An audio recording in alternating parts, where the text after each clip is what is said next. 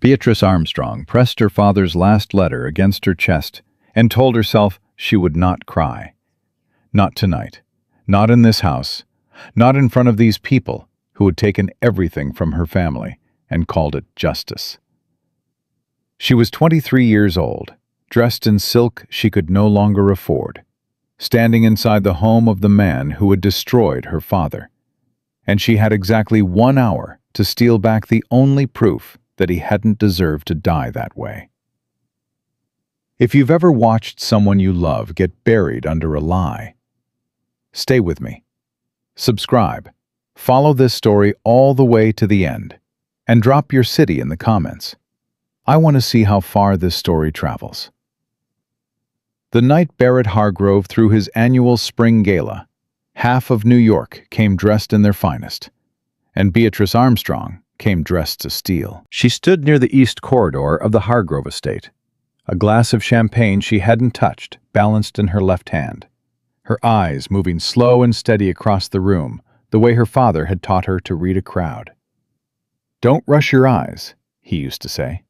"A room full of liars will always show you something if you're patient enough to wait for it." She'd been patient for 8 months, since the morning she woke to find federal marshals at her door and her father's name in the papers beneath the word fraudster. Since the afternoon they'd carried Thomas Armstrong out of his own home in handcuffs, his face gray, his hands shaking, his eyes finding hers through the crowd of neighbors who'd gathered to watch like it was theater. He'd been dead inside of 6 weeks. Heart failure, the doctor said. Beatrice had never believed it. "You look like a woman who's counting something," said a voice beside her. She didn't turn. "I'm admiring the decor." "No, you're not." The voice was low, unhurried, male. "You've looked at that painting on the east wall 3 times in 20 minutes. Either you're in love with it, or you're using it as cover to watch the door behind it." That made her turn. The man standing beside her was tall, broad across the shoulders in a way that didn't come from parlor living. His jaw was set hard, his eyes were dark and assessing, and entirely too perceptive for a party like this. "I don't believe we've been introduced," she said. "Elliot Worthington." He didn't offer his hand. "I used to be a soldier. Now I'm complicated." "How flattering for you." "And you're Beatrice Armstrong." He said her name like he already knew everything attached to it. "Thomas Armstrong's daughter." Her grip tightened on the champagne glass. "If you'll excuse me." "The door behind that painting leads to Hargrove's private study," he said quietly. "Which I'm guessing you already know. I'm also guessing you have a key, or a pick, or something else you shouldn't have. And I'm telling you right now, there are 2 of his men positioned at the far end of the hall, and they've been watching you for the last 10 minutes. Beatrice's breath stayed even. She was proud of that. "I don't know what you think you know about me, Mr. Worthington, but I suggest you—" "Your father was framed." He said it flat, no flourish. "The railroad contracts, the land grants, the letters, all of it was manufactured to protect Hargrove's arrangement with Senator Aldrich. Your father found out. That's why he's dead." She stared at him. "I've been investigating Hargrove for 14 months, Elliot continued, his voice barely above a murmur, his eyes moving naturally around the room like they were having the most ordinary conversation in the world. "I was close. And then your father stumbled into the middle of it, and Hargrove used him to redirect the investigation, buried him before he could talk." "My father never—" She stopped, steadied herself. "My father was a good man." "I know he was. And something in the way he said it, not soft, not pitying, just certain, made her throat tighten in a way she hadn't let happen in 8 months. That's exactly why they chose him. Good men make convincing villains when you stack the evidence right." She looked at him for a long moment. She'd learned, in the months since her father's arrest, to be careful about who offered her help. Some did it out of pity. Some did it to gather information. Some were sent by Hargrove himself to see how much she knew and how much she'd do to prove it. "Why are you telling me this?" she asked. "Because you're about to walk into that study alone and get yourself caught or killed, and I'd prefer neither." "You don't know me." "No." His eyes finally moved to hers, and they were steady in a way that felt almost like a warning. "But I know what's in that study, and I know what Hargrove will do if he finds a woman with her hands on his private correspondence." He paused. "Help me, and I'll help you. That's the only offer I'm making." Beatrice looked across the ballroom. Barrett Hargrove stood near the fireplace, holding court with 3 men in government coats, his laughter loud and comfortable, a man who slept well at night. She thought about her father's hands, how they'd shaken in the courtroom, how he'd looked at her like he needed her to believe him, and she hadn't known what to say. She'd believed him. She'd always believed him. She just hadn't been fast enough. "If I agree," she said slowly, "and I'm not saying I do, what exactly are you proposing?" "There are 2 sets of letters in that study. The first set are the ones Hargrove's been using to blackmail your father's business partners into silence. The second set are correspondence between Hargrove and Senator Aldrich that outline the entire land grant scheme. Who authorized what, who was paid, and who was sacrificed." He glanced at her sideways. "Your father's name appears in both. In the first set, as the supposed architect. In the second, as the man they agreed to destroy." She felt something cold move through her chest. "The second set clears him," she said. "Every charge. Every last one." "And you want—" "I want the Aldrich letters. You can have whatever you need to restore your family's name." He said it simply, like it was a business arrangement. Like she hadn't just been handed the only thing she'd been trying to reach for 8 months. "But we go in together, or we don't go in at all. Do we have a deal?" She studied his face. There was no warmth there, exactly. No easy charm, no false comfort. But there was something else.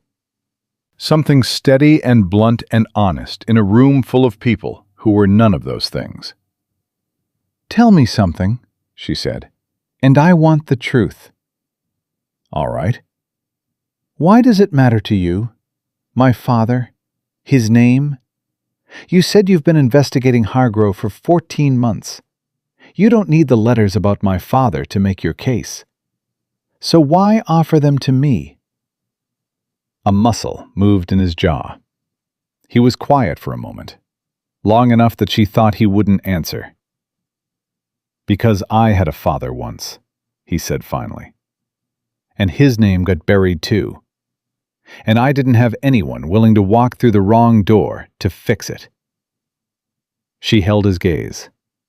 Then she set down her champagne glass on the tray of a passing servant. "The key is in my left glove," she said. "And I'll need exactly 12 minutes." The corridor behind the east wall painting was darker and quieter than the ballroom, and Beatrice moved through it the way she'd been practicing in her mind for 3 weeks. Steady, deliberate, no wasted motion.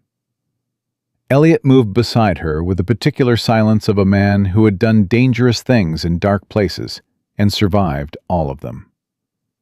"Second door on the right," she murmured. "I know." "You've been in here before?" "Once. 2 months ago. The letters weren't there yet." She fit the key into the lock. Her hands were steady.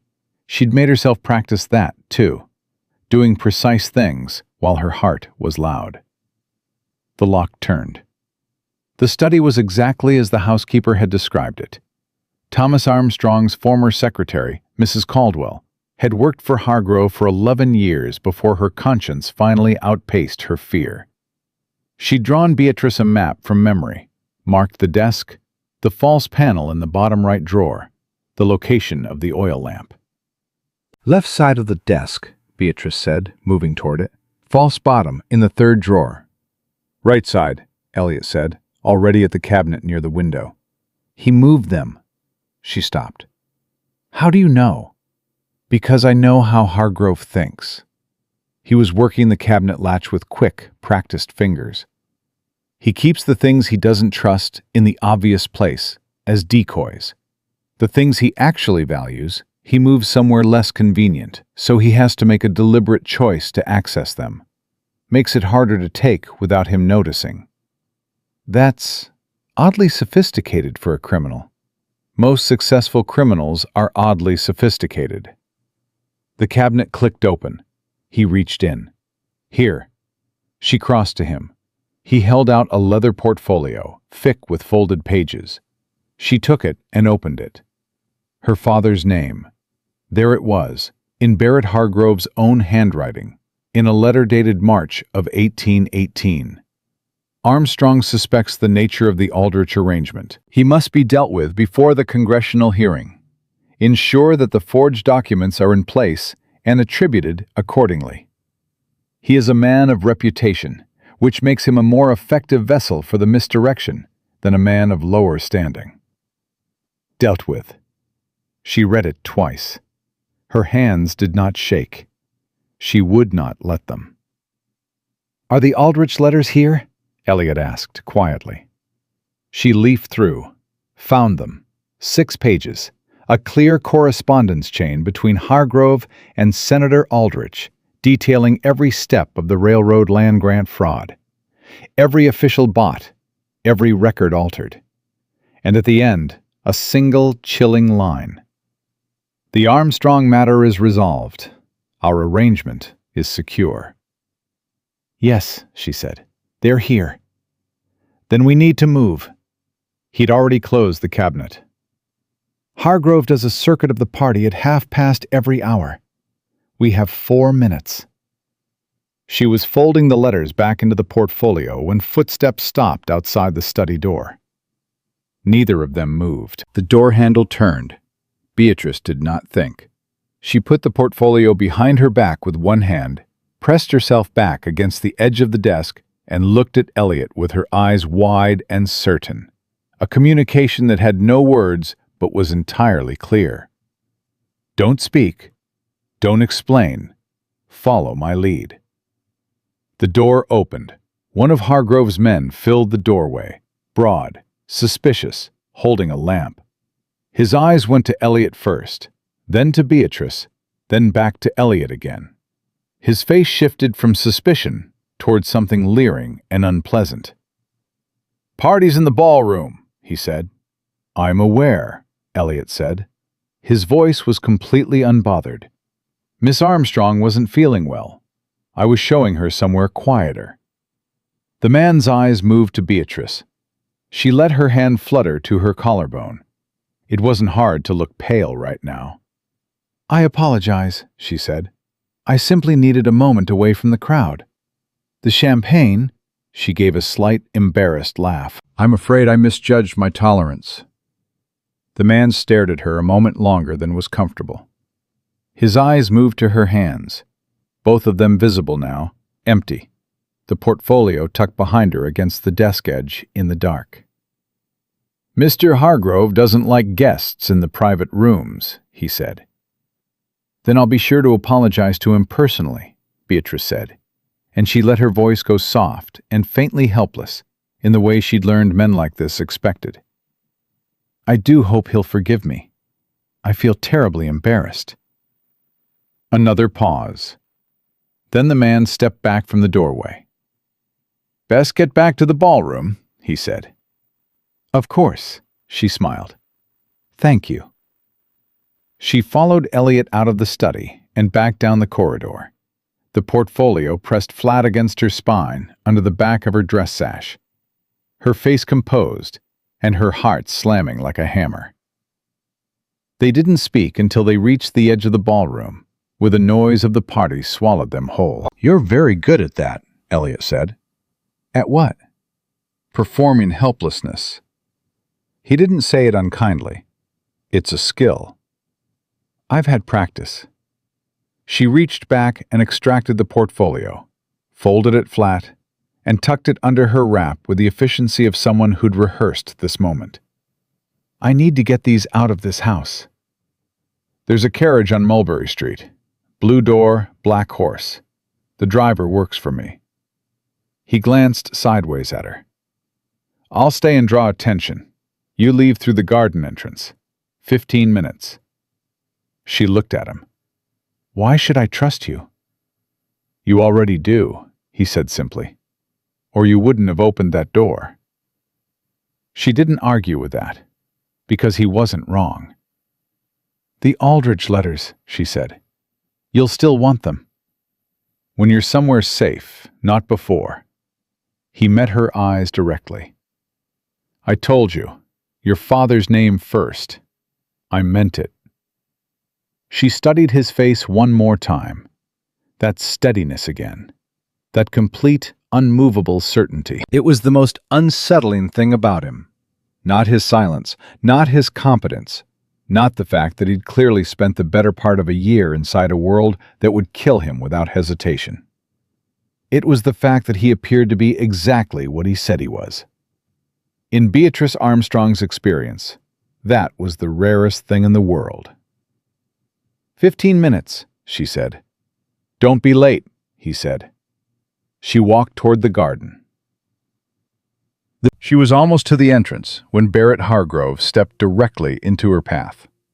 He was not a large man. He never had been. Her father had described him once as compact, like something wound too tight.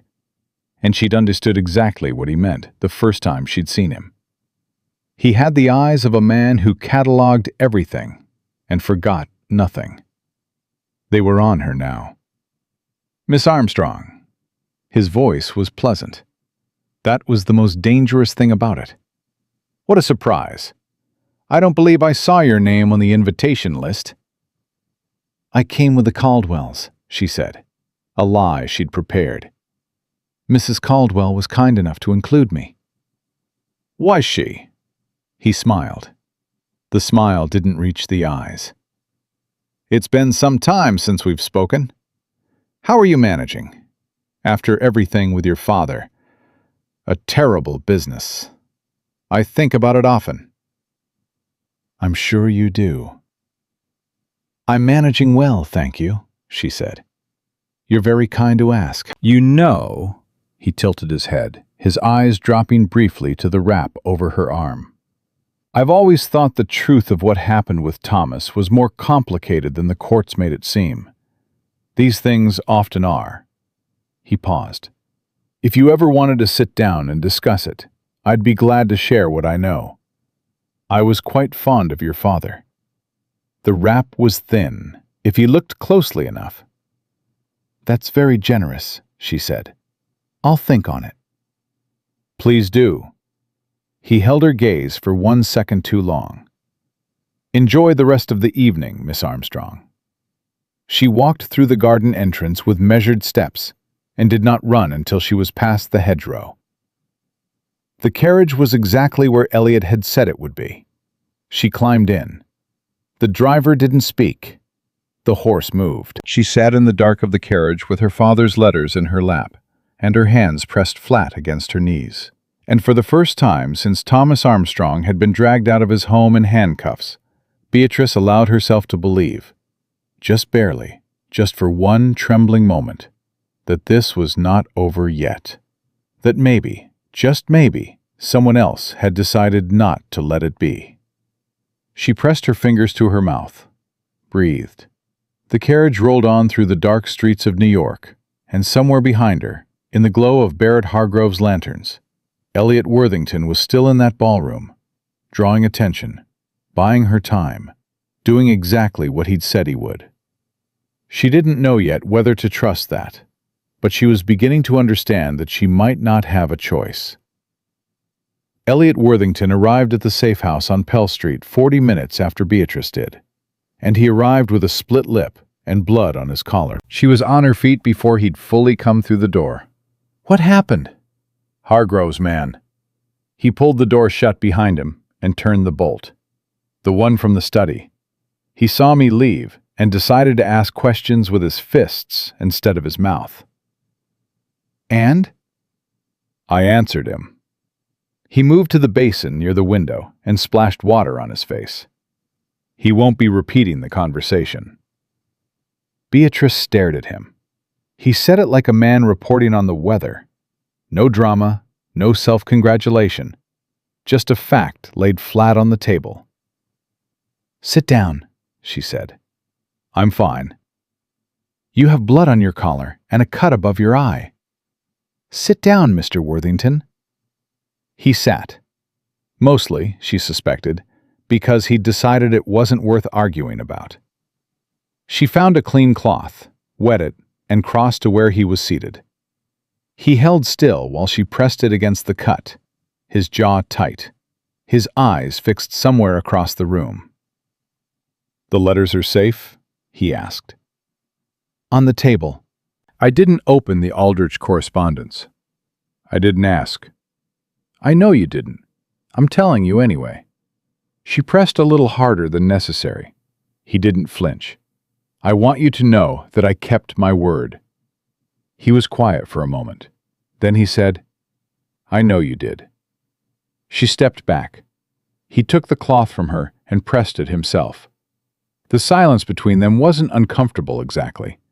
It was the silence of two people who had just done something dangerous together and were still processing the fact that they were both alive. "Hargrove stopped me in the garden," she said. That got his full attention. His eyes came to hers, sharp and immediate. "What did he say?" "That he thought the truth of my father's case was more complicated than the courts made it seem. That he'd be glad to sit down and tell me what he knew." She paused. "He looked at my rap." "Did he see?" "No, I don't think so." She sat down across from him. "But he knows something is wrong. Maybe not the letters specifically, but he knows I wasn't there for the champagne." Elliot set down the cloth. "We have less time than I thought." "How much less?" "Days, maybe less than that." He leaned forward, elbows on his knees, and looked at her directly. "Beatrice, what I'm about to tell you, I need you to hear it without reacting. Can you do that?" She didn't like the preamble. In her experience, information that required that kind of warning was never the kind you were glad to receive. "Tell me," she said. "Senator Aldrich is coming to New York. He arrives Thursday." He watched her face. "He and Hargrove are meeting to finalize the second phase of the railroad land grants, the Western expansion. It will touch 7 states and involve the displacement of thousands of families from land they've held for decades. The paperwork has already been drafted. Once it's signed, it becomes nearly impossible to unravel legally." "Thursday," she repeated. "That's 4 days. 3.5. She looked at the portfolio on the table. "The Aldrich letters, they're enough to stop it?" "They're enough to implicate both men. Enough to hand to the right journalist and light a fire that no one in Washington will be able to ignore." He paused. "But it has to be done before Thursday. Once that signing happens, Hargrove and Aldrich will have enough political cover to weather an exposure. Right now, they're vulnerable. 3 days from now, they won't be." The weight of it settled on her the way weight always did. Not all at once, but in stages, each one heavier than the last. "You've been working toward this for 14 months, she said. "Yes." "And my father?" "Your father stumbled onto the land grant scheme through his railroad investment contacts. He brought the irregularities to a federal auditor. The auditor was on Hargrove's payroll." Elliot's voice didn't change. He delivered it all with the same flat precision. "The auditor told Hargrove. Hargrove had the forged documents prepared within a week. Your father never had a chance to defend himself, because by the time the charges were filed, the false evidence was already in place." Beatrice looked at her own hands. 8 months. She'd spent 8 months believing she'd simply been too slow, too powerless, too young and too female, and too alone to stop what had happened.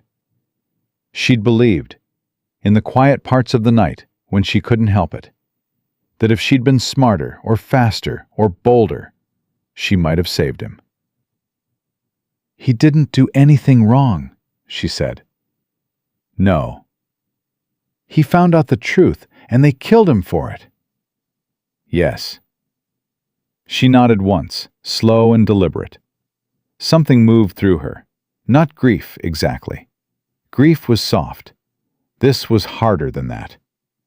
This was the particular cold clarity that comes when you've been grieving something complicated, and the complication finally resolves into something clean and simple and certain. Her father had been a good man. They had destroyed him for being a good man, and she was going to make sure the world knew it. "All right," she said. "What do we do?" They worked through the night. Elliot knew a printer on Nassau Street, a man named August Collum, who had been running a broadsheet out of a back room for 3 years under a name that wasn't his own. He'd printed truth that powerful men didn't want printed, and he'd survived it by being careful and fast, and by moving his press every 6 months. "He'll need to verify the letters," Elliot said. "He won't print without verification. And he'll need a secondary source, someone who can corroborate the railroad fraud from a different angle." "Mrs. Caldwell," Beatrice said immediately. Elliot looked at her. "My father's former secretary. She worked for Hargrove for 11 years. She drew me the map of the study." Beatrice leaned forward. "She knows where the bodies are buried. Figuratively. I hope only figuratively." She paused. "She's frightened. She has a son in Philadelphia, and she's been terrified of what Hargrove would do to him if she talked. But if she knew the letters were already in hand, if she knew it was already moving, it might be enough to bring her forward." "She loved my father," Beatrice said quietly. "She cried at his funeral. The only person in that churchyard who did, besides me." Elliot was quiet a moment. Then he nodded. "Can you reach her?" "By tomorrow morning." "Do it." He rose and moved to the table, picking up the Aldrich letters. "I'll go to Colm tonight. He'll need until Wednesday to set the type and verify what we've given him. If Mrs. Caldwell can sign a statement by Tuesday—" "She will." He looked at her. "You're very certain?" "I know grief," Beatrice said, "and I know guilt. Mrs. Caldwell has been carrying both for 8 months. She'll talk. She just needed someone to open the door." Something shifted in his expression. It wasn't quite a smile. It was something more restrained than that. A flicker of something that might have been respect, or recognition, or both. "You're not what I expected," he said. "What did you expect? A grieving daughter looking for comfort?" He said it without apology. "Someone emotional, someone who needed to be managed." "And instead?" "Instead," he said, "you picked a lock, fooled one of Hargrove's men, walked past Hargrove himself without breaking stride, and then sat down and started making a plan." He paused. "Your father raised someone remarkable." The word hit her somewhere she wasn't prepared for. She looked away from him, at the table, at the letters, at anything that wasn't his face. "Don't," she said. Her voice was steady. She was proud of that. "I'm sorry. Don't be kind about him right now." She took a breath. "I'll fall apart, and I don't have time for that. Not until this is finished." A long silence. "Fair enough," Elliot said. "Then we finish it first." She found Mrs. Caldwell at the boarding house on Chambers Street, where the woman had been living since leaving Hargrove's employ. And she found her exactly as she'd expected. Thin, watchful, a woman who startled at footsteps and sat with her back to the wall. "Miss Armstrong." Mrs. Caldwell's voice was a whisper. "You shouldn't be here. If anyone saw you—" "No one saw me." Beatrice sat down across from her, without being invited. "I need to talk to you, and I need you to listen before you tell me no." "I've told you before." "I have the letters." She kept her voice low. "The Hargrove-Aldrich correspondence. The ones that detail everything. The land grants, the scheme, my father's name, what they did to him. I have them." Mrs. Caldwell went very still. "I also have a printer willing to run this story.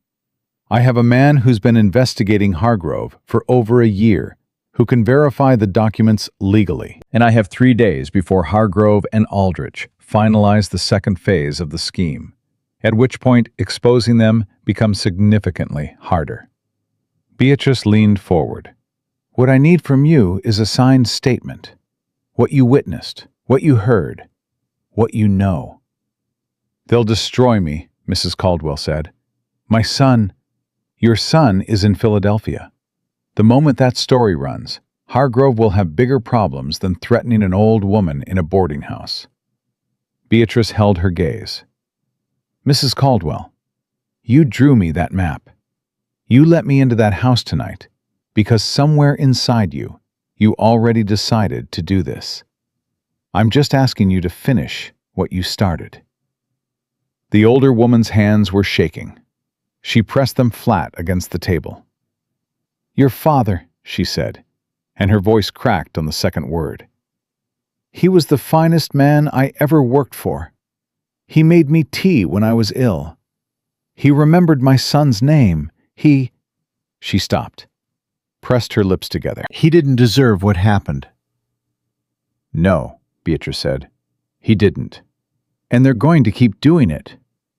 Mrs. Caldwell's chin came up. "To other men, other families. They'll just keep doing it because no one stops them. Someone's going to stop them." Beatrice reached across the table and placed her hand over the woman's trembling ones. "But I need you." The silence was long. Outside, a cart rattled past on the street. A door slammed somewhere above them. Mrs. Caldwell stared at their hands. Then she said, "Get me paper." Beatrice was back at the Pell Street house by 4 in the afternoon, with Mrs. Caldwell's signed statement folded against her ribs. She came in to find Elliot standing in the middle of the room, his coat still on, his face carrying an expression she hadn't seen from him before. Something was wrong. "What happened?" she said. He turned. "Colm's been raided." The floor felt like it shifted beneath her. "The printer?" "This morning, 2 of Hargrove's men showed up with a federal writ. Falsified, almost certainly, but it doesn't matter. His press has been confiscated. His files seized." Elliot's voice was controlled, but tight. "Someone told Hargrove we were moving." "Who?" "I don't know yet." "Does Hargrove have the letters?" "No, Colm didn't have them yet. I hadn't brought them to him." He paused. "But he knows we're trying to run the story. Which means he knows the letters exist, and he knows we have them." Beatrice pressed her hand against her side, feeling the crinkle of Mrs. Caldwell's statement beneath her dress. "What about another printer?" "I'm working on it. There's a man in Brooklyn, a former journalist named Whitfield. He's slower than Colm, but he's careful. If I go to him tonight..." "Then go." "It's not that simple." Elliot looked at her, and his expression was the most uncertain she'd seen it. "Beatrice, Hargrove knows someone was in his study last night. He may not know who, but he will start going through his guest list, and your name is on it." She absorbed this. "How long before he connects it?" "Hours, maybe. Not days." "Then I can't stay here." "No." "And I can't go home." "Definitely not." He crossed the room toward her. "My sister's house in Brooklyn. It's an hour by ferry. Hargrove has no connection to her. She'll take you in, no questions asked."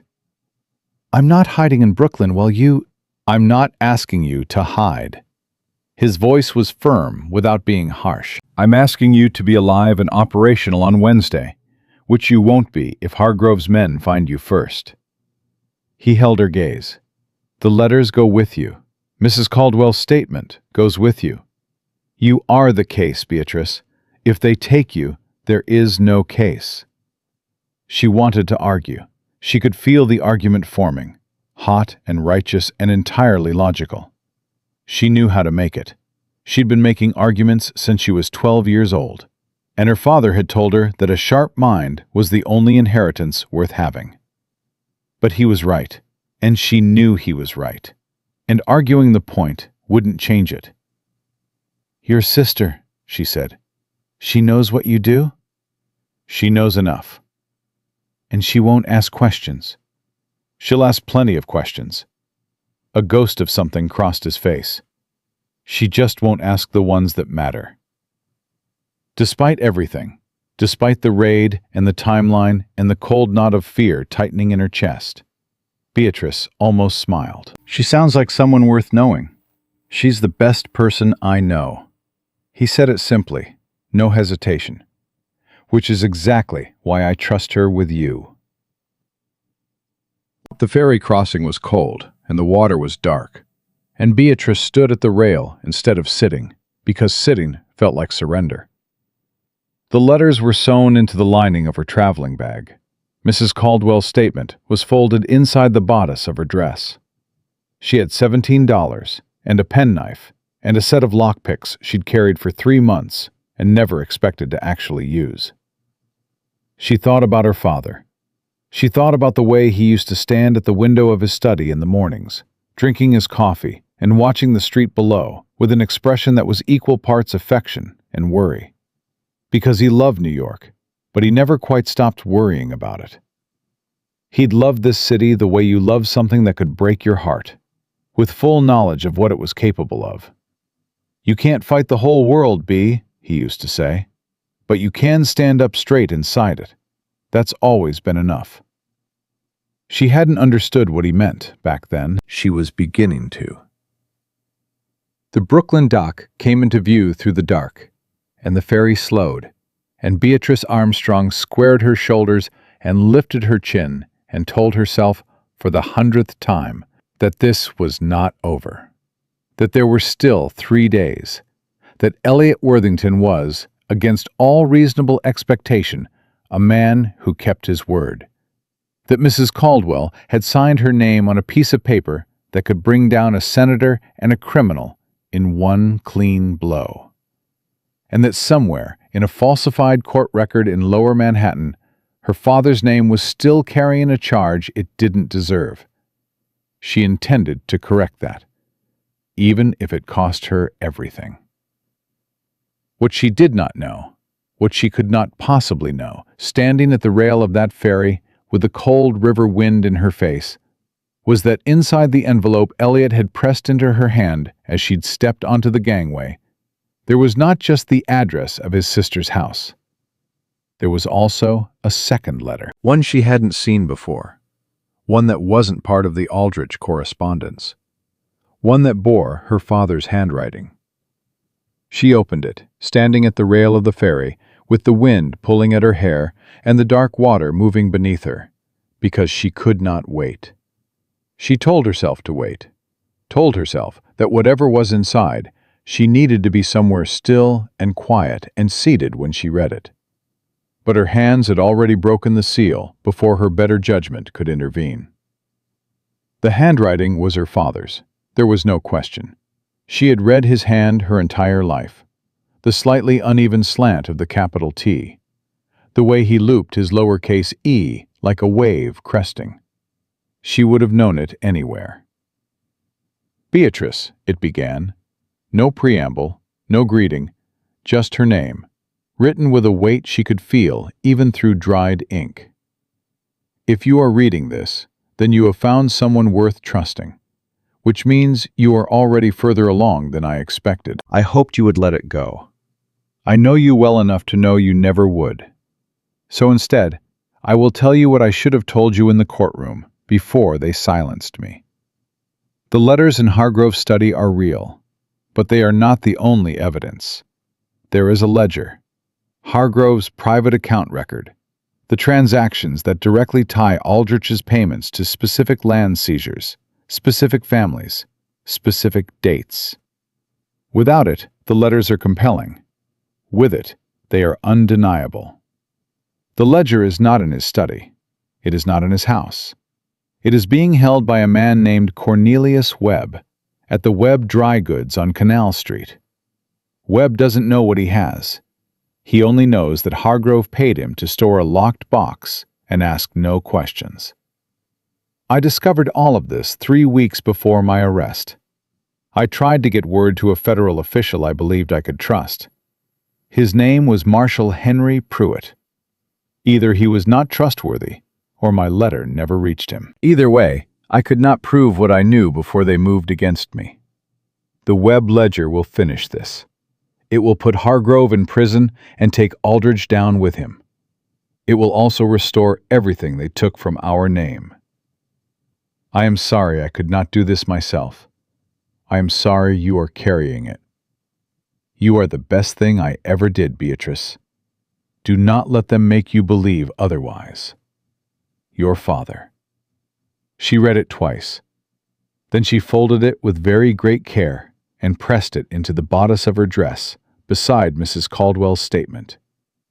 And she stood at the rail for a long moment, with her eyes on the water and her jaw set so tight it ached. Her father had known. He'd known everything.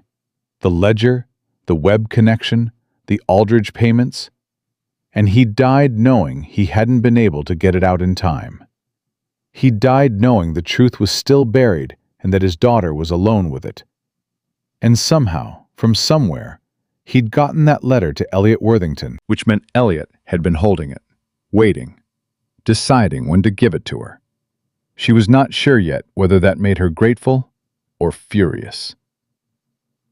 Elliot's sister was named Catherine Worthington, and she opened the door of her Brooklyn row house at 9:30 at night without a trace of surprise, which suggested that unexpected late arrivals were not a new phenomenon in her life. She was shorter than her brother by almost a foot, with the same dark eyes and the same quality of watchfulness. But where Elliot wore his stillness like armor, Catherine wore hers like a woman who had simply seen too much to be startled by any more of it. "You're Beatrice," she said. "Yes." Elliot sent a boy ahead with a note. "Come in." She stepped back from the door. "Have you eaten?" "I'm not hungry." "That wasn't what I asked." She moved toward the kitchen without waiting. "Sit down. I'll get you something, and then you can tell me whatever it is you're not going to tell me." Beatrice sat down. She was not accustomed to being managed, but Catherine Worthington managed people in a way that felt so natural it barely registered as management. She put food on the table and sat across from Beatrice with her hands folded and her eyes clear and patient. "Your brother held a letter from my father," Beatrice said, before she'd intended to say anything at all.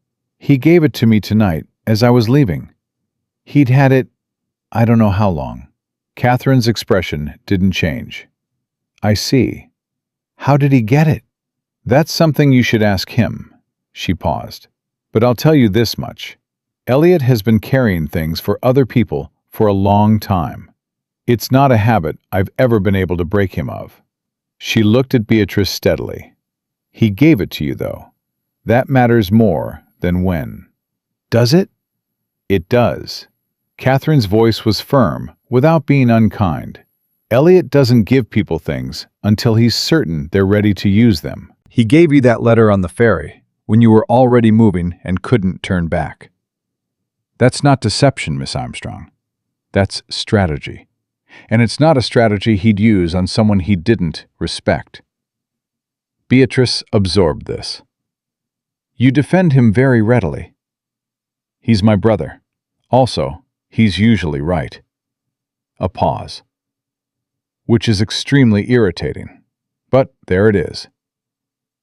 For the second time in 2 days, in spite of everything, Beatrice almost smiled. She didn't sleep until nearly 2 in the morning, and she was up again before 6, because lying in a borrowed bed in a quiet house, while Hargrove had 3 days to move, and a ledger existed on Canal Street that could end everything. That was not something her body knew how to rest through.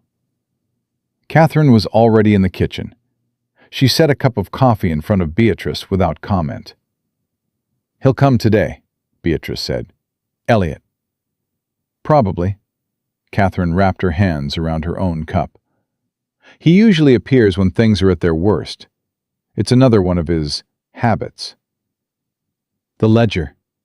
Beatrice set it to the table first, then looked up. "There's a ledger, a financial record, that connects Hargrove's payments to the land seizures directly. My father's letter says it's being stored by a man named Webb on Canal Street. Without it, the letters are powerful. With it, the case is absolute." Catherine was quiet. "The problem," Beatrice continued, "is that getting to it means going back into the city, which means Hargrove's men could be watching Canal Street, which means the risk just doubled." "Yes." "And you're going to tell Elliot about it the moment he walks through that door?" "Yes." "And then he's going to want to go get it himself. And you're going to want to go with him. And the two of you are going to argue about it for 10 minutes before you both go together." Catherine took a sip of her coffee. "I've watched him do this kind of thing before, Miss Armstrong. I know how it goes." "I'm not staying in Brooklyn while—" "I know." Catherine's voice was patient. "I'm not suggesting you should. I'm just telling you what's going to happen so neither of you wastes time on the argument." Elliot arrived at 8:30. He came through the back door, which seemed to be his preferred method of entry, and he looked like he hadn't slept at all. He had a folded newspaper under his arm and a particular quality of tight focus around his eyes that Beatrice had come to recognize, in the short time she'd known him, as the expression he wore when things were moving faster than expected. "Whitfield will print," he said, setting the paper on the table. "He's ready to receive the correspondence. But he needs everything by tomorrow morning, or it won't run before Thursday." "Elliot," Beatrice set down her cup. "My father's letter." He met her eyes. "I know." "You had it?" "Yes." "How long?" "A beat. 3 months." She held his gaze and let the silence do the work that she didn't have words for yet. The complicated mixture of hurt and anger and something else that was harder to name. Something that sat beneath the hurt and was almost gratitude. "Your father sent it to a federal contact," Elliot said. His voice was even, but careful. "The contact was compromised. One of Hargrove's people. He copied it and passed it to Hargrove. But before that happened, someone in that office, a clerk, a young man who apparently had a conscience, made a second copy and got it out through a back channel. It reached me in November." "And you didn't—" "I didn't know who you were then. Not yet." He pulled out the chair across from her and sat down. He looked at her the way he always did, directly, without flinching. "By the time I knew enough about you to find you, I was trying to decide whether bringing you into this would help you or get you killed." "That wasn't your decision to make." "No." He said it without argument. "It wasn't. And I'm not asking you to forgive me for it. I'm asking you to tell me what was in the letter, because I never opened it." That stopped her. "You had it for 3 months, and you never—" "It wasn't mine to open." His jaw was tight. "It was addressed to you. I don't read other people's letters." Beatrice stared at him. Then she reached into her dress and pulled out the folded page and set it on the table between them. "There's a ledger," she said. "Cornelius Webb, Canal Street Dry Goods." She watched him read it. She watched his face the way she'd learned to watch faces, for the small movements that told the truth beneath the controlled expression. She saw the moment he reached the part about the ledger. His eyes stopped moving for just a second. Then they continued. When he finished, He set the letter down very carefully, as though it were something fragile. "He knew all of it," Elliot said quietly. "Yes." "And they still got to him before he could—" He stopped. Something crossed his face. Something that he locked down quickly, but not before she'd seen it. "I'm sorry, Beatrice." "Don't." She touched the letter, folded it, put it away again. "Not yet. We finish it first. Remember?" A long beat. Then something in his expression shifted. The same shift she'd seen in the study. The same flicker of recognition that she'd been unable to name before and was beginning to understand now. It wasn't just respect. It was the particular expression of a man who had spent a very long time alone with something heavy and was only just starting to realize he might not have to carry it that way. "The web ledger changes the timeline," he said. He was already thinking forward. She could see it. "If we can get it today, Whitfield can include it in the verification. The story runs Wednesday. Hargrove and Aldrich walk into their Thursday meeting not knowing the ground is already gone from under them. Then we go today. It's not Elliot." She said his name the way she'd heard Catherine say it, not sharply, but with a particular weight that made it land like a full sentence. "Don't tell me it's not safe. Don't tell me to stay here. Tell me the plan." He looked at her. Then he looked at his sister, who was sitting at the other end of the table with her coffee and her expression of perfect neutrality. Catherine simply raised her eyebrows. He looked back at Beatrice. "Webb's shop opens at 8. We go in separately. You first as a customer. I'll come in 2 minutes behind you. If the box is there and Webb will sell it, my father said he doesn't know what he has. He only knows Hargrove paid him to store it. Then we offer him more than Hargrove paid." He paused. "I have money." "So do I." She met his eyes. "I sold my mother's pearls in December. I've been saving it for something worth spending."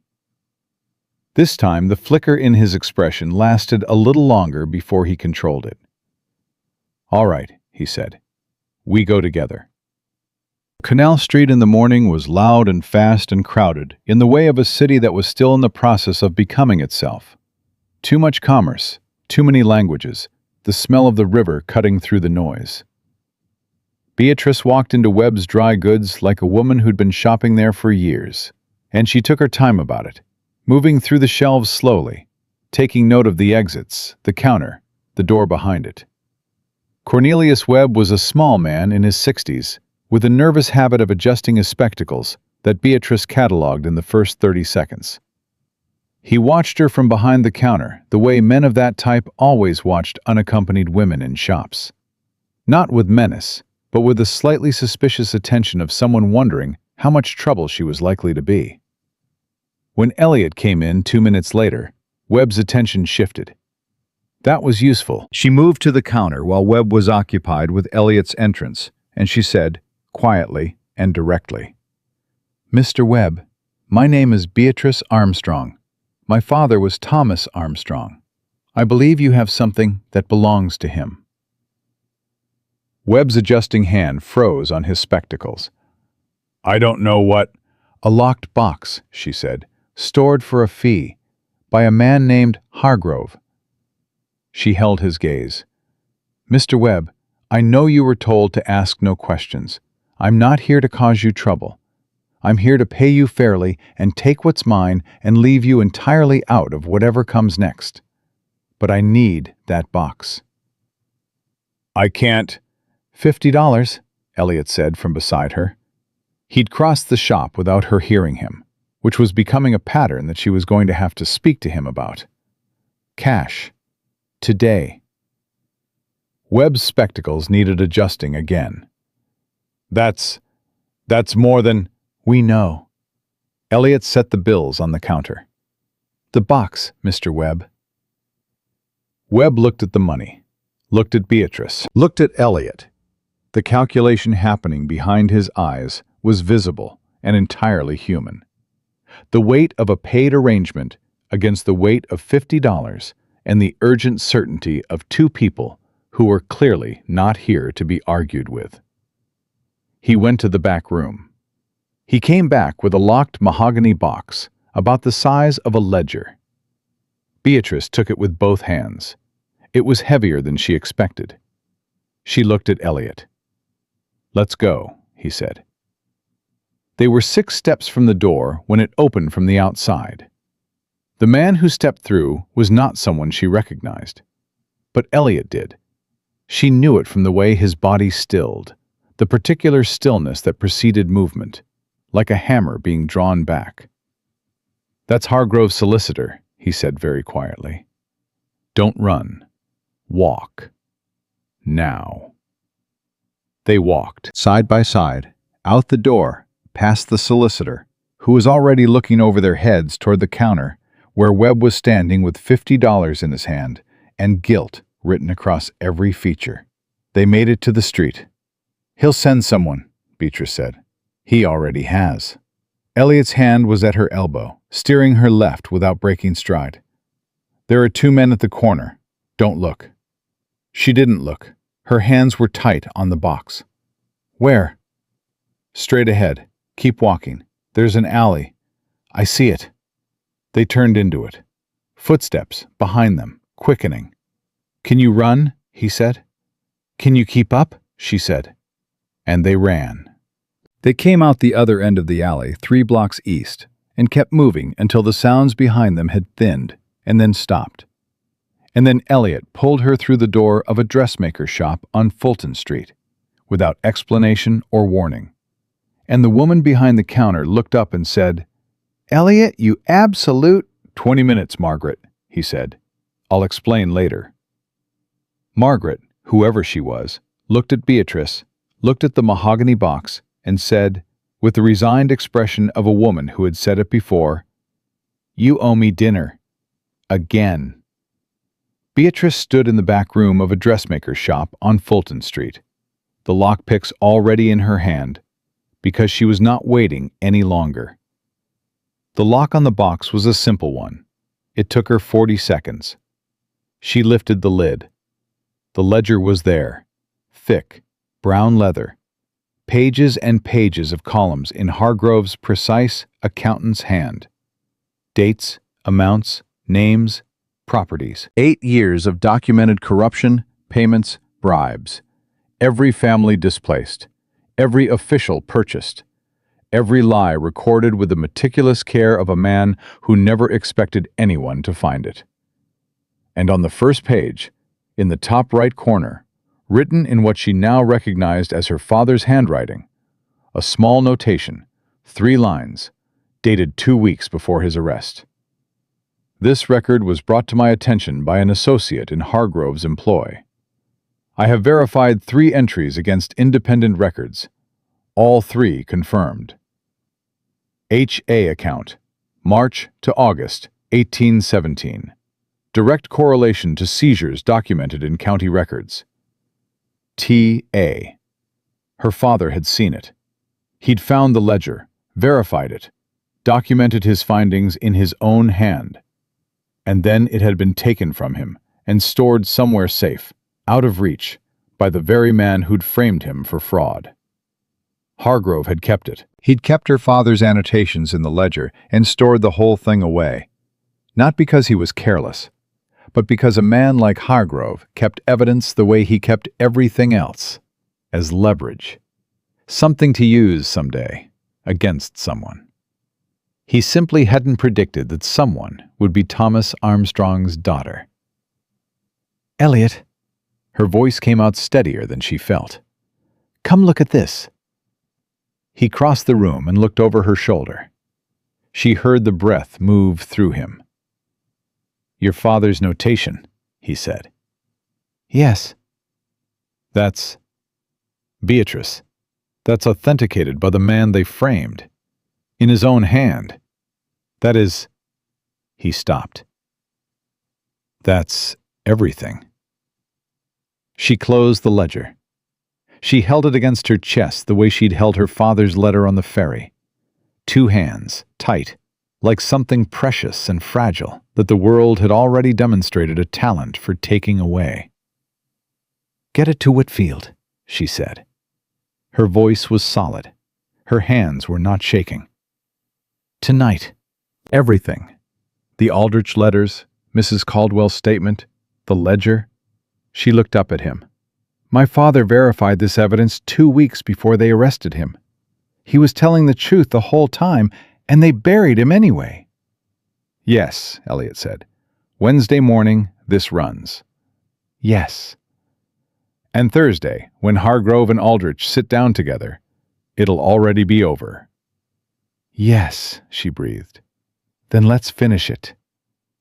What neither of them knew, standing in that back room with the ledger and the letters and everything they needed, was that Barrett Hargrove had not sent his men to Canal Street by accident. He had not arrived at Webb's shop through luck or routine. Someone had told him. Someone who knew about the Webb box, about the letters, about Elliot's connection to the Brooklyn printer. Someone who had been in this from the beginning. And that someone had sent Hargrove one more piece of information. The location of the Pell Street safe house. The name of August Column. The route to Brooklyn. And the name of the dressmaker on Fulton Street, where Elliot Worthington went when he needed to disappear. Margaret heard them first. She came into the back room with her hands folded and her voice low and said, "There's a man on the street. He's been standing across from the shop for 6 minutes, and he's not looking at the window display." Elliot was already moving toward the front before she'd finished the sentence. He came back in 4 seconds. "We need to go. Right now." "The ledger. Bring it. Everything." He was pulling on his coat, his eyes doing that fast, systematic sweep of the room that she recognized as threat assessment. "Margaret, the back door." "Same as always." She held it open without being asked. "And Elliot, you do owe me dinner. A proper one this time." "2 dinners," he said, and they were through the door and into the alley behind the shop before the words had finished landing. Beatrice had the ledger under her arm and was matching his pace step for step. "The man in the street? Hargroves?" "Yes." "Then he knows we were here." "He knows now. He may have been waiting on confirmation." Elliot took a left at the alley's end without breaking stride. "Someone told Hargrove where to find us. Webb wouldn't have known about Margaret's shop. The Pell Street house, Webb, the Brooklyn ferry, those were all connected to me, not to you. The leak is on my side." She absorbed this without slowing. "Who?" 3 people knew the full chain. August Culm, already raided so it's not him. He'd have had no reason to give Hargrove information after his press was seized. He was thinking out loud now, the words coming fast and clipped. "My contact at the federal office, a man named Garrett, and 1 other." "Who's the other?" He didn't answer immediately. That silence was its own answer. "Elliot." "A man named Price, Daniel Price. He worked with me for 8 months. He helped me build the case against Hargrove." His jaw was set hard. "He knew about the Webb box because I told him about your father's letter, last night, before I came to find you at the ferry." Beatrice stopped walking. He stopped too because she had, and turned to look at her. "You told him about my father's letter," she said very carefully, "last night, after you found out about the ledger." "Yes." "And this morning, Hargrove's solicitor walked into Webb's shop." "Yes." She looked at him. She did not say what she was thinking. That if he had not told Price about the letter, the solicitor would not have been there. The men at the corner would not have been there. And they would not be standing in an alley right now with Hargrove's people 4 blocks behind them. She did not say it because saying it would waste time they did not have, and because she could see, in the set of his face, that he already knew it, and was already carrying it. "Is Price working for Hargrove?" she asked instead. "Or did Hargrove turn him?" "I don't know yet." "Which is worse?" "If he's been Hargrove's from the start, then Hargrove has known every move I've made for 8 months.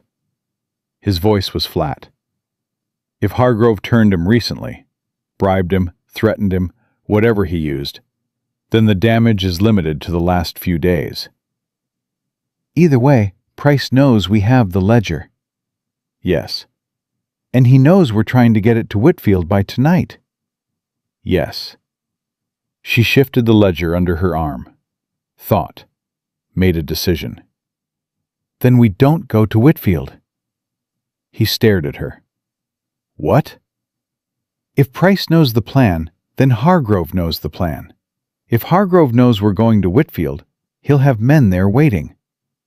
She held his gaze. "Does Whitfield have a family?" A pause. "A wife, 2 daughters." "Then we definitely don't go to Whitfield."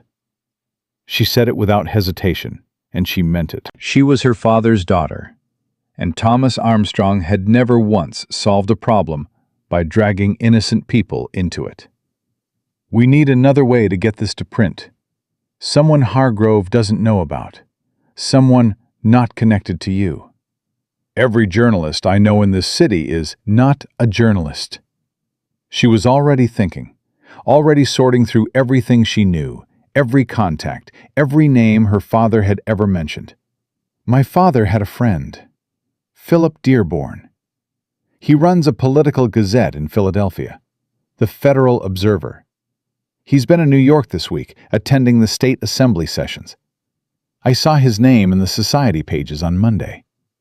She looked at Elliot. "Hargrove doesn't know Dearborn. Dearborn has no connection to you, and he was one of my father's oldest friends. If I walk through his door with this evidence, he will not turn me away." Elliot was quiet for 3 seconds. That was enough time for her to understand that he was not dismissing it. He was evaluating it. "Philadelphia Press," he said. "Distributed in New York by Thursday morning. It's a political gazette. This is exactly the kind of story he runs. And because it comes from Philadelphia, Hargrove has no prior leverage over him." She shifted the ledger again. "It's better than Whitfield, Elliot. It's cleaner and it's safer. And it's harder for Hargrove to suppress." "You'd have to go in alone. I can't walk into Dearborn's hotel with Hargrove's men potentially behind us. It puts him at risk." "I know." "And if Price has been watching me long enough, he may know your connection to Dearborn." "Dearborn and my father were friends for 30 years, she said. "Hargrove knows everything about my father's professional life.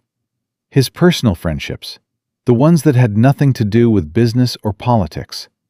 Those were private." "Hargrove is a man who only pays attention to what's useful to him." She met his eyes. "Philip Dearborn is a Philadelphia journalist with no land interests and no railroad investments. He would never have appeared on Hargrove's map." Another silence. Longer this time. "Where is he staying?" Elliot asked. "The Astor House. He always stays there when he's in the city." He looked at her. Really looked at her. In that particular focused way he had, that felt less like a look and more like an assessment of something he was trying to decide how much to trust. Then he said, "You have 2 hours before the assembly session breaks and he returns to the hotel. Do you know what to say to him?" "Yes." "Beatrice." He said her name the way he'd started saying it sometime between the ferry and this alley.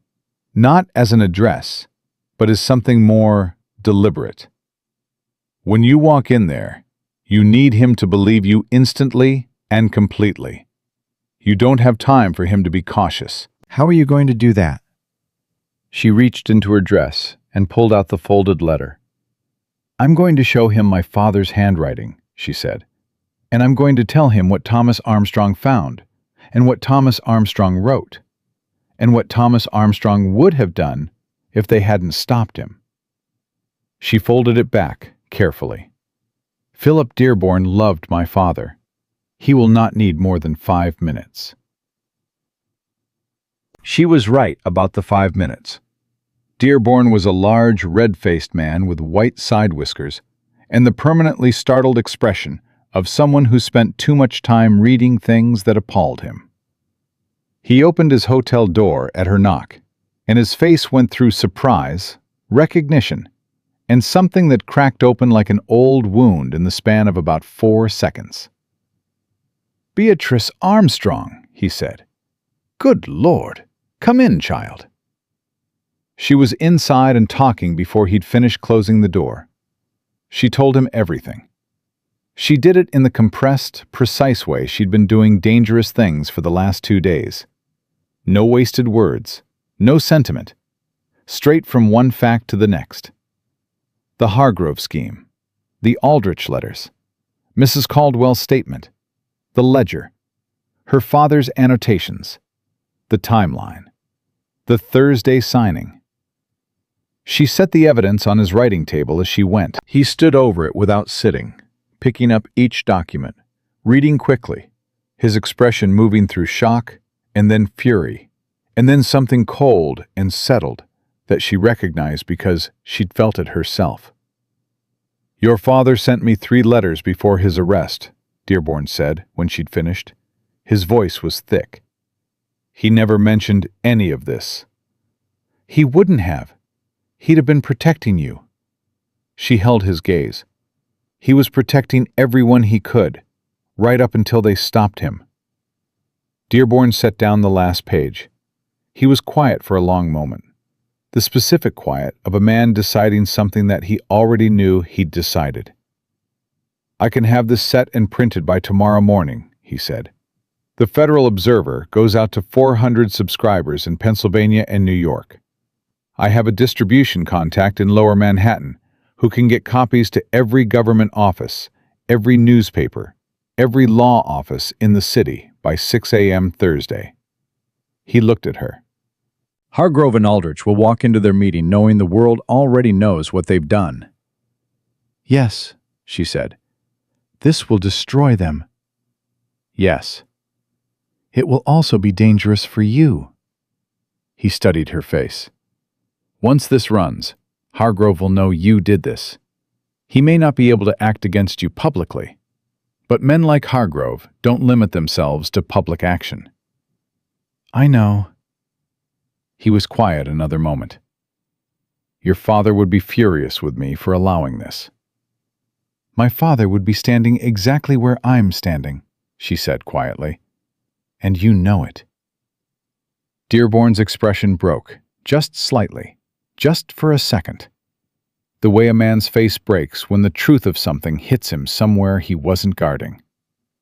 Then he steadied and nodded and said, "Leave it all with me.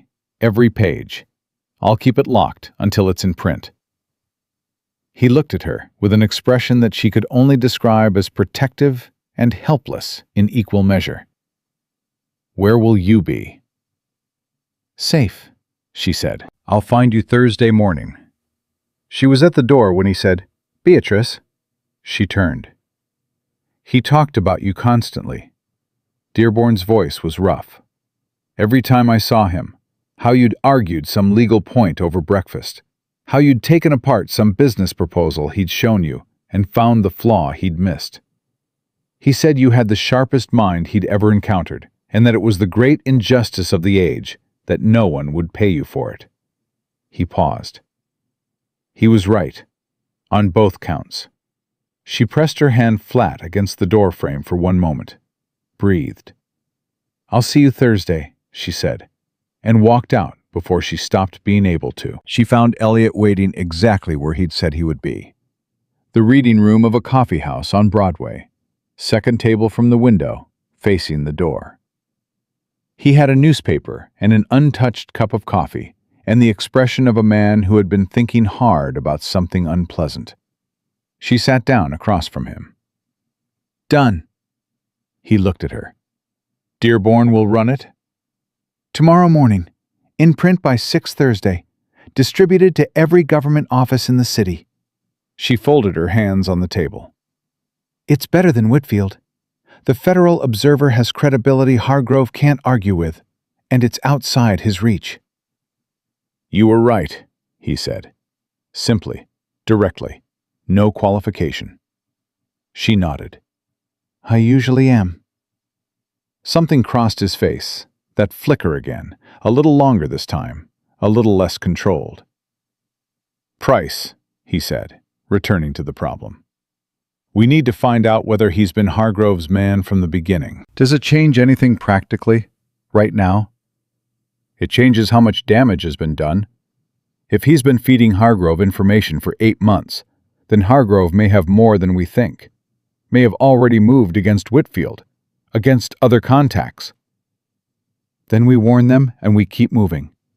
She looked at him steadily. Elliot, you trusted someone who betrayed you. That's on Price, not on you. Don't let it pull your attention from what's in front of us. He looked at her for a long moment. You're very good at that. At what? Keeping things forward-facing, not looking back. I look back constantly, she said. I just don't stop walking while I do it. She paused. My father taught me that. He said grief was allowed, but paralysis wasn't. That the people who love you don't want your life to stop. They want it to mean something. Elliot was quiet. Outside, the street noise moved past them, indifferent and constant. She watched something work through his expression, something that took longer to resolve than usual. My father was accused of cowardice, he said at last, very quietly. During the war. He wasn't. I knew he wasn't. Anyone who'd served with him knew he wasn't. But the man who made the accusation was politically connected, and the inquiry went the way those inquiries go. He didn't look at her while he said it. He looked at his untouched cup. He died with that on his name. I spent 3 years trying to have it cleared and got nowhere. And then I decided that if I couldn't clear the past, I'd spend my time preventing the future, stopping the people who do this, who take good men and destroy them because it's useful. She understood now. She understood the 14 months, the exhaustive, careful documentation, the refusal to let it go. She understood why he'd kept her father's letter for 3 months before he'd trusted her with it. He wasn't just investigating Hargrove. He was trying to do, for other people's fathers, what no one had been able to do for his. Elliot. She waited until he looked at her. It's going to print tomorrow. Everything. The letters, the ledger, Mrs. Caldwell's statement, my father's annotations. All of it. By Thursday morning, the world will know what these men are. She held his gaze. That's not nothing. That's everything. The door of the coffee house opened. Daniel Price walked in. He stood at the entrance for a second, scanning the room. He found Elliot, and his face went through 3 expressions in fast succession. Relief, calculation, and then, underneath both of those, something that looked terribly like shame. Elliot was on his feet. Not fast, controlled. He stood up slowly and completely, the way a man stands up when he wants whoever he's facing to understand clearly that he has made a decision about how this is going to go. Price crossed the room. He was pale. His eyes moved to Beatrice once and then away. Sit down, Elliot said. Not a suggestion. Price sat. I can explain in a moment. Elliot remained standing. First, I want to know how long. Price looked at his hands. 6 weeks. He turned you 6 weeks ago. He came to me with... There were debts, gambling debts. He knew about them, I don't know how. He always knows. And he said if I didn't... Price stopped, swallowed. He said he'd have me arrested. That he had documentation of fraud that he could produce. I don't know if it was real or fabricated. With him, it doesn't matter. What did you give him? Elliot's voice was steady and cold. The Colm connection. The Pell Street address. Price's voice dropped. And last night, after you told me about the web box, I sent a note to his solicitor. The table was very quiet. Elliot, Price said, I'm sorry. I know it doesn't. Did you tell him about Dearborn? Price looked up, confused. Who? Dearborn, the Federal Observer, Philadelphia. I don't know who that is. Elliot looked at Beatrice. She looked back at him. She watched something settle in his expression. The recalibration of a man accounting for damage and finding it smaller than he'd feared. Then the story is still clean, she said. Yes. He looked back at Price. You're going to do something for me. Right now, today. Price nodded. He'd have nodded at anything. You're going to go to Hargrove. You're going to tell him that the evidence was destroyed, that we panicked after Canal Street and burned everything. Elliot leaned forward slightly. You're going to convince him that as of today, there is no case, that the story is dead. Price stared at him. He won't believe. He'll want to believe it. Men like Hargrove always want to believe the threat has passed. It makes the next 48 hours feel manageable. Give him something specific. Tell him the ledger was damaged in the run from Canal Street and we couldn't salvage it. Elliot's eyes were absolutely steady. He needs to walk into Thursday's meeting confident, unguarded, believing he's already won. Price was quiet. Something moved through his expression. Not relief exactly, but the particular look of a man who has been given a chance to be better than the worst thing he's done. And then? Price asked. And then you stay out of it. Elliot straightened. Go home. Lock your door. Thursday morning, read the paper. Price nodded again. He pushed back from the table and stood. He didn't look at Beatrice. He couldn't, and she didn't try to make him. There was nothing to say to a man in that position that wasn't either cruel or untrue. He left. The coffeehouse noise resumed around them as though nothing had happened. You trust him to do it? Beatrice asked. I trust him to be afraid of Hargrove more than he's afraid of me. Elliot sat back down, which means he'll deliver the message exactly the way I gave it to him, because that's the path of least resistance, and that's what frightened men always choose. She thought about that. That's very cynical. It's very accurate. He picked up his coffee, finally, and looked at it, set it down again without drinking. It's Tuesday evening. The story goes to press tonight. Dearborn distributes Thursday morning. Yes? Which means we have tomorrow to do nothing but wait. She looked at him across the table. He looked back at her. Two people who had been moving at a dead run since Sunday night, suddenly looking at the edge of a full day, with nothing to do but stay alive and let things unfold the way they'd set them in motion. I don't know how to do nothing, she said. Neither do I. He was quiet a moment. Catherine will want to feed us. She does that when she's anxious. Is she often anxious? Every time I do something like this. He paused. Which is more often than she'd like. Beatrice almost smiled. Then we go back to Brooklyn. Yes. She stood. He stood. She picked up the empty leather portfolio. The ledger gone now. The letters gone. Mrs. Caldwell's statement gone. Everything in Dearborn's hands where it needed to be. And it felt lighter than she'd expected. Or perhaps she was just less heavy herself, now that the carrying was done. She was almost to the door when the coffeehouse owner, a broad man who'd been pretending not to listen for the last 20 minutes, said, without looking up from his counter, Miss, The two men who've been standing across the street for the last half hour just crossed toward the door. Beatrice looked at Elliot. He was already turning. The door opened. But it was not Hargrove's men. It was Marshal Henry Pruitt, the federal official her father had tried to reach before his arrest. The man her father's letter had named. The man who might have been compromised, or might simply have never received the message. He was in federal uniform.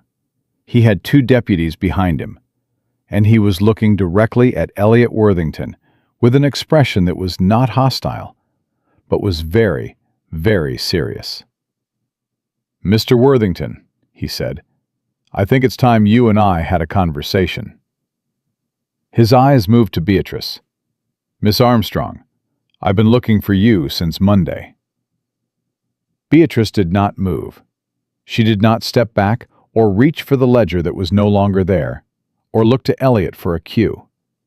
She stood exactly where she was and looked at Marshal Henry Pruitt with the full weight of everything she'd been carrying for 8 months, and she said, "Then you found me." Pruitt was a lean man in his 50s, with a soldier's posture and the particular stillness of someone who had learned, over a long career, that stillness communicated more than motion. He looked at her the way she imagined he looked at most things, carefully, without commitment, as though he was reserving his full assessment until he had more information. "Miss Armstrong," he said, "I want to be clear about why I'm here before either of you does something we'll all regret." He glanced at Elliot, who was standing with his weight forward and his hands open at his sides in the posture of a man who was being very deliberate about not looking like a threat. "I received a letter 3 months ago from a clerk in my office named Samuel Briggs. He told me that a letter addressed to me from a Thomas Armstrong had been intercepted in November of last year and copied before it was destroyed." He paused. "Briggs is the reason I know your father tried to reach me. He's also the reason I know he never succeeded." "The auditor," Elliot said. "Hargrove's man." "Reeves, yes." Pruitt's jaw tightened slightly.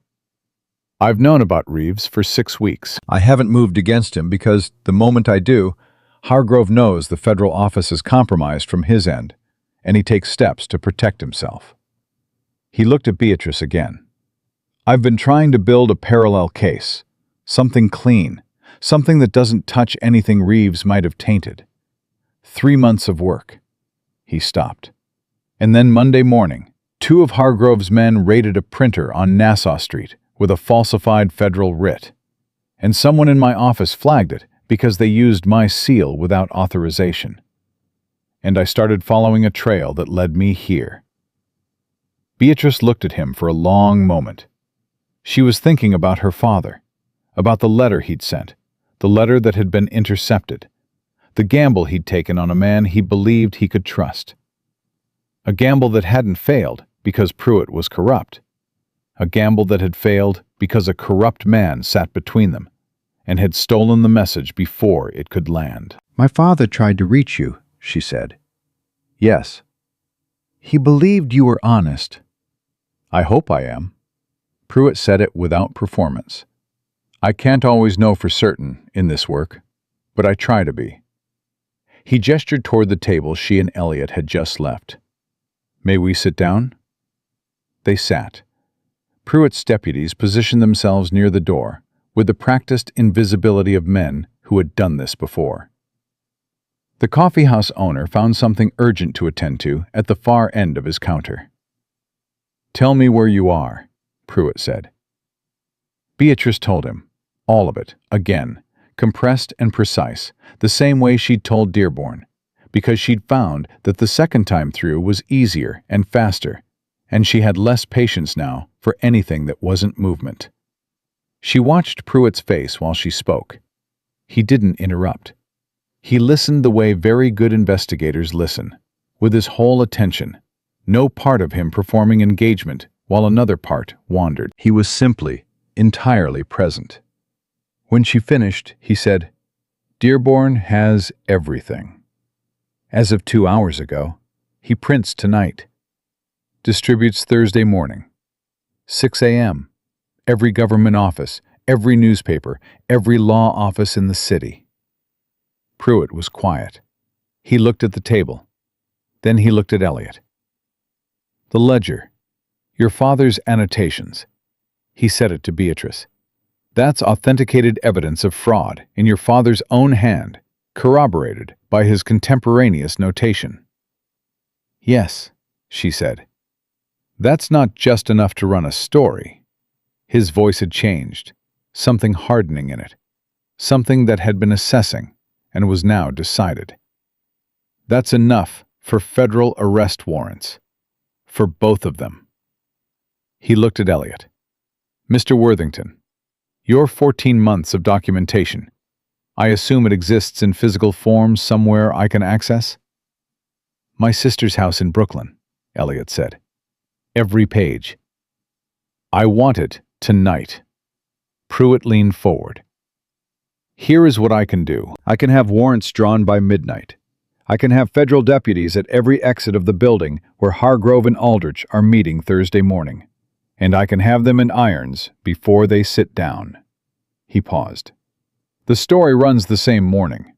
The warrants and the press together. There's no political recovery from that. Not for either of them. Beatrice felt something shift in the room. Not in the physical room. In the atmosphere of the thing they were doing.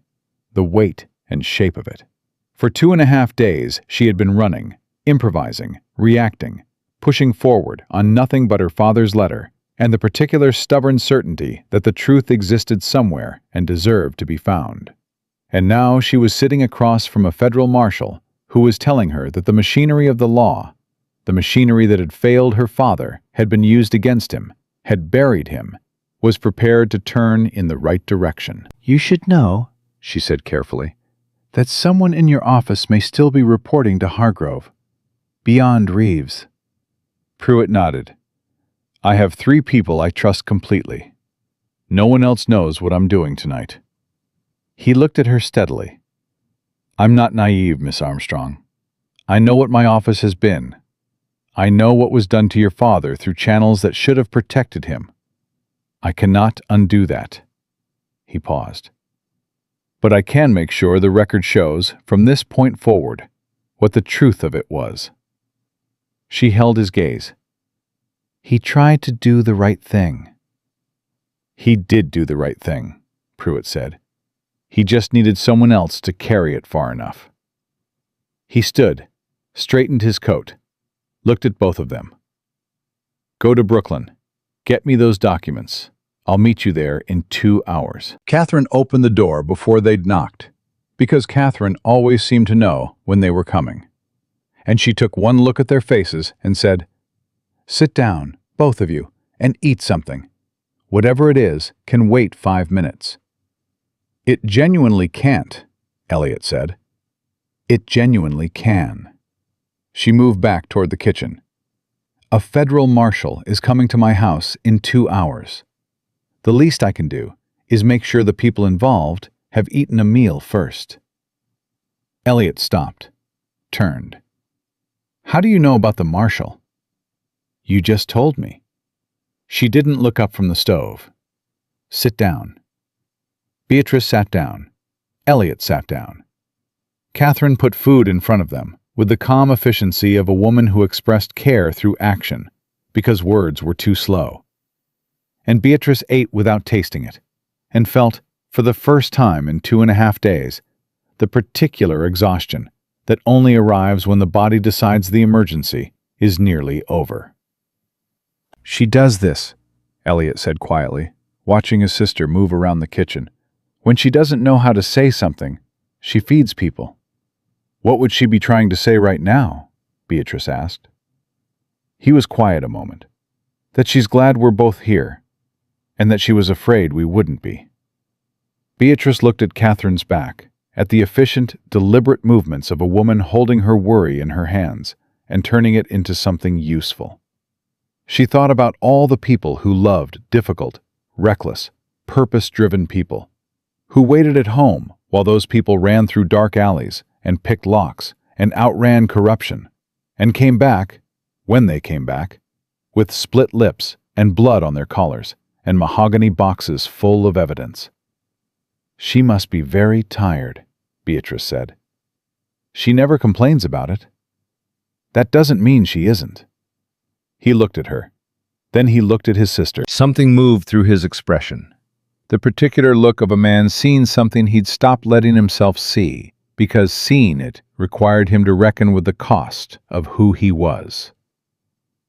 "No," he said quietly.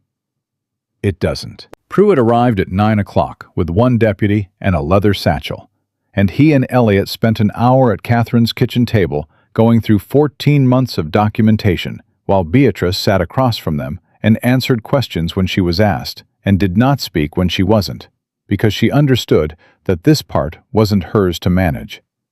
This part belonged to the men who carried badges and wrote warrants, and moved the legal machinery that she had no access to, and never would. That was the part that lived in her chest like something unresolved. The understanding that she had done everything, had been the one to find the letters and read the ledger, and convince Dearborn, and keep Elliot's attention forward when his was pulled back by betrayal. And at the end of it, the formal mechanism of justice would belong to men with titles and the authority to act on them. Her father would have understood that. He'd been a man who believed in institutions, even when institutions failed him. "The law is not the lawyers," he used to say. "The law is the idea, and the idea is worth fighting for, even when the people holding it aren't." She was fighting for the idea, even now. Pruitt signed the warrant requests at 10:30. He looked at Beatrice before he left and said, "The exoneration proceeding for your father.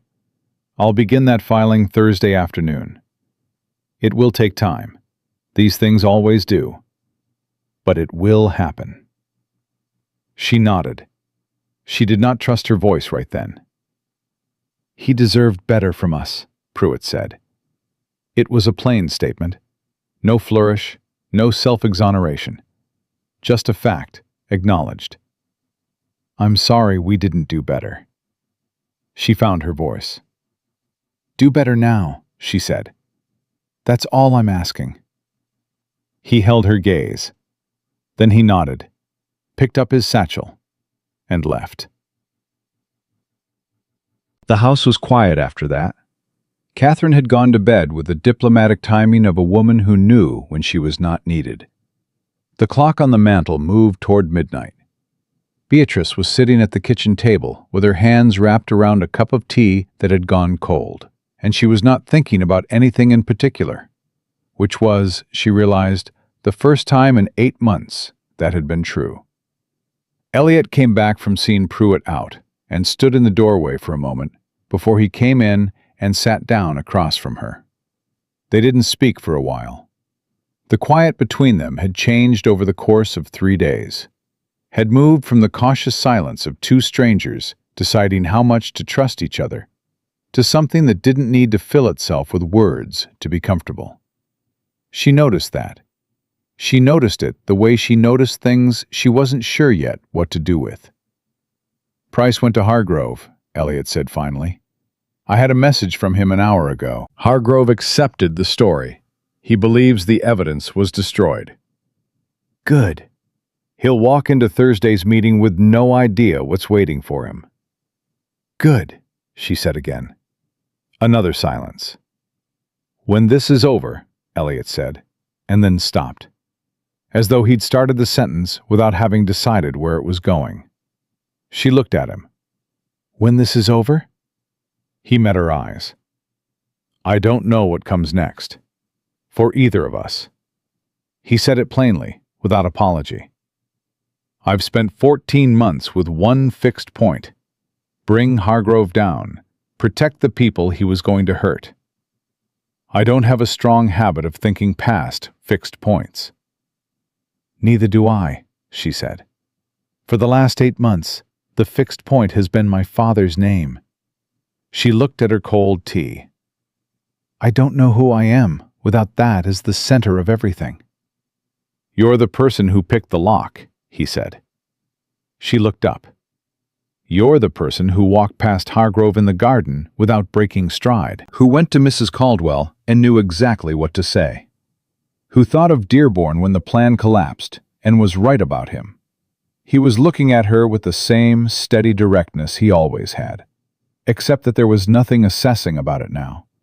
It was simply clear.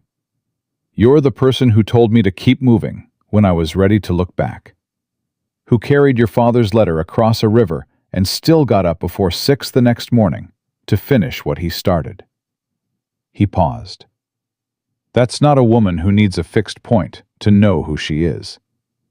That's a woman who is the fixed point. She held his gaze for a long moment. Something was happening in her chest. Not the grief she'd been managing for 8 months, and not the cold, hard purpose that had replaced it, but something different, something quieter and more frightening than either of those, because it didn't have a task attached to it. It was just feeling, without utility or direction. And she'd forgotten how to carry that. "You're going to be insufferable," she said, "if you turn out to be a good man." Something broke open in his expression. Not quite a smile. It was too restrained for that, too surprised by itself. But something in that direction. Something that changed his face entirely and briefly, and made her understand that whatever he'd been before 14 months of this work, before his father's name and the war, and the long, careful accumulation of evidence against powerful men, he'd been someone who laughed more easily. "I've been told I'm already insufferable," he said. "By Catherine regularly." "Then I'm in good company." He reached across the table. His hand covered hers, not taking it, not grasping, just resting there, with the same deliberate steadiness he brought to everything. She looked at their hands. She did not move away. "When this is over," he said again, and this time he finished the sentence, "I'd like to know what comes next. With you. Whatever that looks like." He paused. "If that's something you'd want." She was quiet for a long moment. Outside, New York moved past in the dark. Carts and voices and the distant sound of the river that ran through everything in this city and didn't stop for any of it. "Ask me Thursday," she said. "After." "Fair enough," he said. His hand stayed where it was. She turned hers over, slowly, and let their fingers settle together, and neither of them said anything else for a while. Thursday morning arrived the way important mornings always do. Ordinary on the surface, with the same light and the same street sounds and the same smell of coffee from Catherine's kitchen. Beatrice was dressed and at the table by 5:30, because she was not capable of sleeping through the last hour of the thing she'd been running toward for 8 months. Dearborn's copies of the Federal Observer arrived on Broadway by 6:15.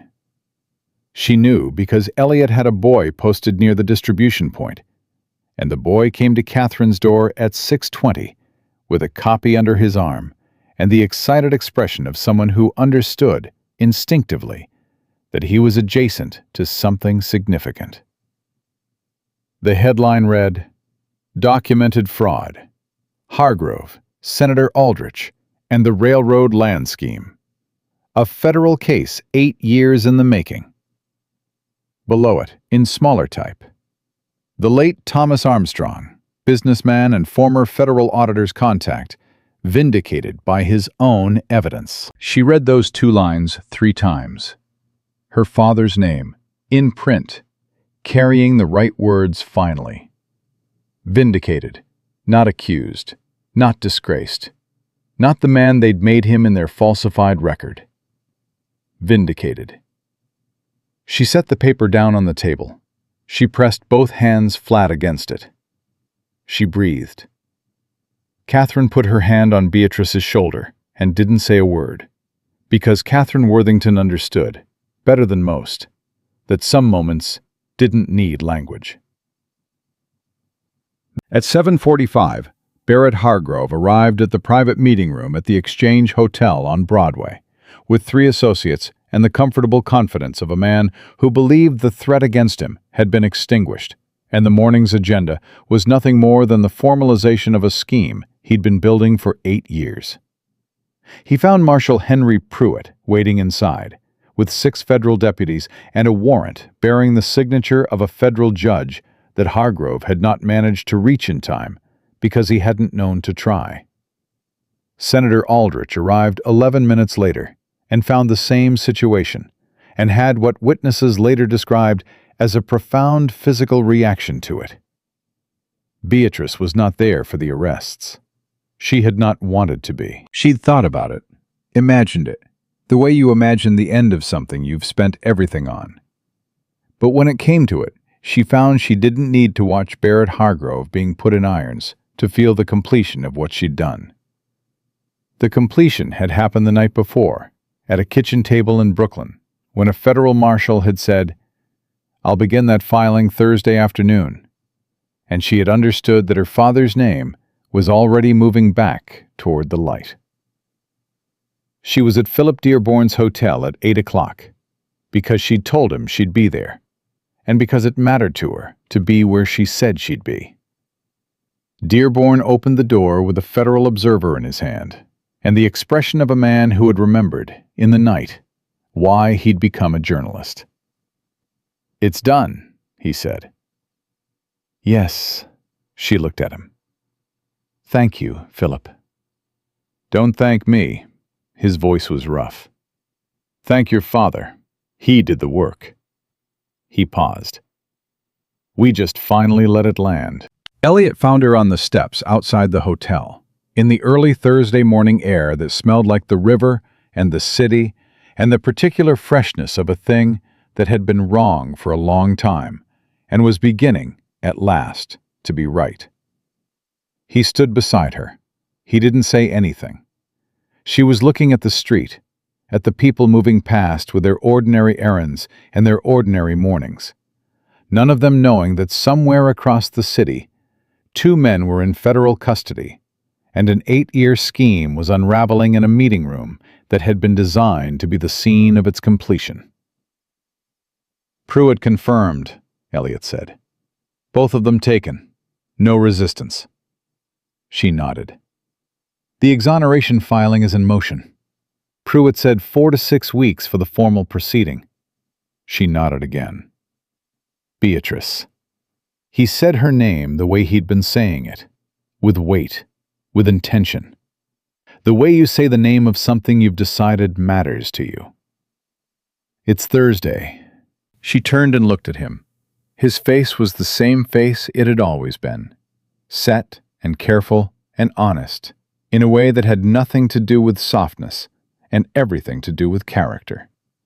The same face that had stood beside her in every wrong room and every dark corridor and every moment when the easier thing would have been to step back. She thought about the question he'd asked Tuesday night, in the quiet of Catherine's kitchen, with his hand over hers. "When this is over, I'd like to know what comes next. With you." She thought about what came next. She didn't have a clear image of it. She had the truth of her father's name restored. She had the evidence in Pruitt's hands. She had $17, a set of lockpicks, and a penknife, and the particular knowledge of herself that comes from finding out, under conditions that don't allow for pretending, exactly what you're made of. And she had the man standing on the step beside her, who had kept his word at every turn, who had given her father's letter back to her with both hands, who had said your father's name first on the first night, and had meant it down to the last detail. "Yes," she said. He looked at her. "Yes?" "You asked me to tell you Thursday." She held his gaze. "Yes. Whatever comes next. Yes." Something moved through his face, something that was not quite the restrained flicker she'd been watching all week, but the real thing, finally unguarded, finally let out into the open air.